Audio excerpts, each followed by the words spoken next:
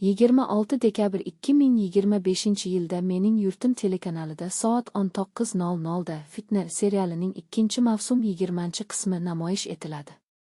Ushbu epizod voqealar rivojida muhim burilish bo'lib, tomoshabinni yanada chuqurroq hissiy kechinmalarga yetaklaydi.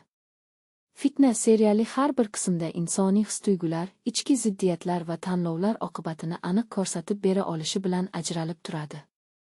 Aynan shu qismda qahramonlar oldida turgan savollar yanada murakkablashadi, qarorlar esa avvalgidan ham mas'uliyatliroq tus oladi. Syujet shoshilmay ochiladi, bu esa har bir sahnani his qilib tomosha qilish imkonini beradi. Aktyorlar ijrosi tabiiyligi bilan ishonch uyg'otadi.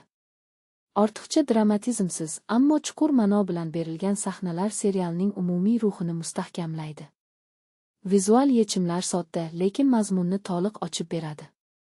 Fitna bu shunchaki voqealar ketma-ketligi emas, balki tomoshabinni o'ylashga undaydigan, uzoq vaqt xotirada qoladigan serialdir.